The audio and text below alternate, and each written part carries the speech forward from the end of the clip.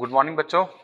Start कर रहे हैं हम लोग आज की क्लास, जिसमें लास्ट लेक्चर में हम लोगों ने केल्विन स्केल और डिग्री सेल्सियस स्केल पढ़ा था।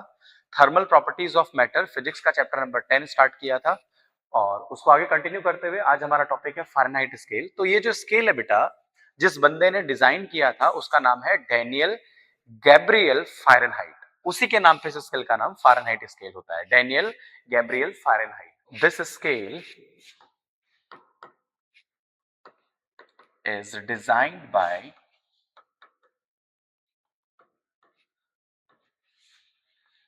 Daniel Gabriel Fahrenheit। ठीक है, एक लाइन तो ये पता होनी चाहिए कि किसकी वजह से इसका नाम फ़ारेनहाइट है। ठीक है sir. Next point, he made instrument. इस बंदे ने क्या करा, एक इंस्ट्रूमेंट बनाया। ही मेड, क्योंकि अभी तक हम जानते हैं सर कि दो बंदों ने बात पहले ही कर ली थी।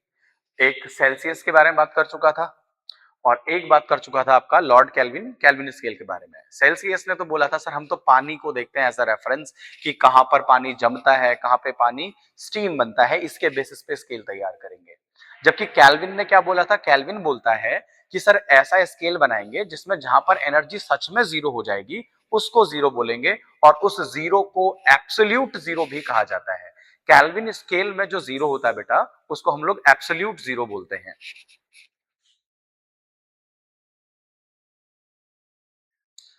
Zero in kelvin scale is also known as absolute. सभी लोग साथ में ज्वाइन किया करो भाई, 5-5 मिनट तक ज्वाइन ही करते रहते हैं आप लोग।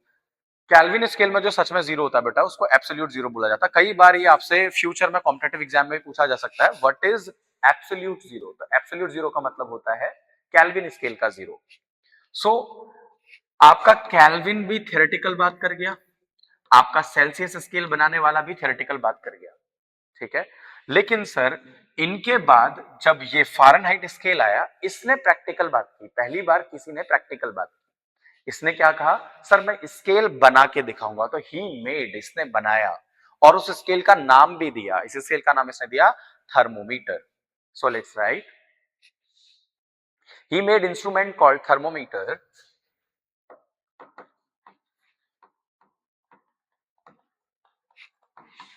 called thermometer. He made instrument called thermometer filled with mercury, filled with mercury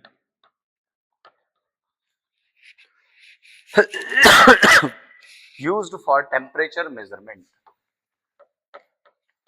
used for temperature measurement। तो इसने क्या करा सर, एक बॉक्स जैसा बनाया। ठीक है सर, इसमें स्केलिंग कर दी, इसने नंबरिंग लिख दी।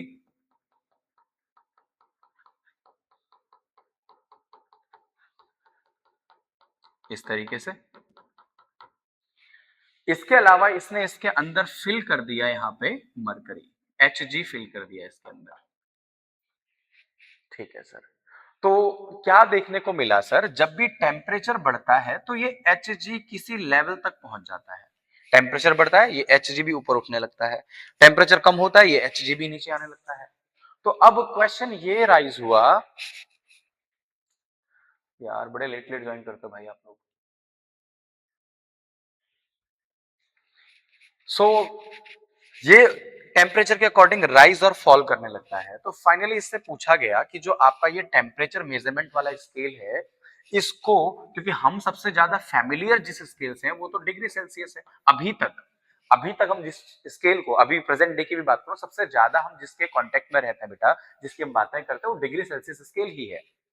तो सर हमने कहा सर इसके साथ क्या रिलेशन है इस वाली स्केल का, हमको ये जानना है सर। तो उसने कहा ठीक है मैं प्रैक्टिकल करता हूं, और कुछ एक्सपेरिमेंट करके उसने बताया कि इन दोनों स्केल में एक रिलेशन बन सकता है।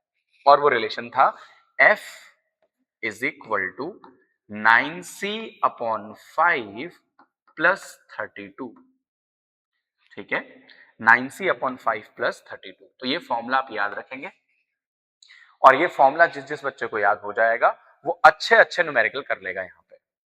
ठीक है सर, तो देखते हैं सर इस फॉर्मूले से कैसे न्यूमेरिकल सॉल्व होते हैं। पहले आप ये कॉपी कर लीजिए, यहां तक का डेटा आप कॉपी कर लेना। चलो कॉपी करने के लिए मैं आपको ना वीडियो शेयर कर दूंगा, वहां से कॉपी कर लीजिएगा। आप ध्यान से बैठ के रफ कॉपी पेन लिए रहो, जब मैं न्यूमेरिकल दूंगा तो न्यूमेरिकल मेरे पैरेलली सॉल्व करना है आपने। जैसे जैसे मैं सॉल्व करूंगा वैसे वैसे आपने भी सॉल्व करना है। और जब आंसर आ जाए तो अपना आंसर आप बोल सकते हैं, सर मेरा ये आंसर आया। आप लोग केवल इतना ही बोलने के लिए परमिटेड है, जब मैं पूछूं वॉइस वगैरह या कोई डाउट या फिर कुछ आपका डाउट हो तो बिल्कुल बोल सकते हैं कि सर मेरे को ये डाउट हो रहा है। अदरवाइज आप तभी बोलेंगे जब मैं कोई क्वेश्चन दूंगा उसका आंसर आप निकाल चुके होंगे। ठीक है, सो ये हो गया हमारा फ़ारेनहाइट स्केल। फ़ारेनहाइट स्केल के बाद next thing is sir numerical की ओर बढ़ता है, थोड़ा इस फॉर्मूले की प्रैक्टिस की ओर बढ़ते हैं हम लोग। तो एक बड़ा फेमस क्वेश्चन है जिसका आंसर मैं जानता हूं आप में से कई बच्चों को याद भी होगा। क्या सर, वो कौन सा टेम्परेचर है जिसपे degree Celsius and Fahrenheit same होता है? तो मैं क्वेश्चन के फॉर्म में लिख लेता हूं इसको।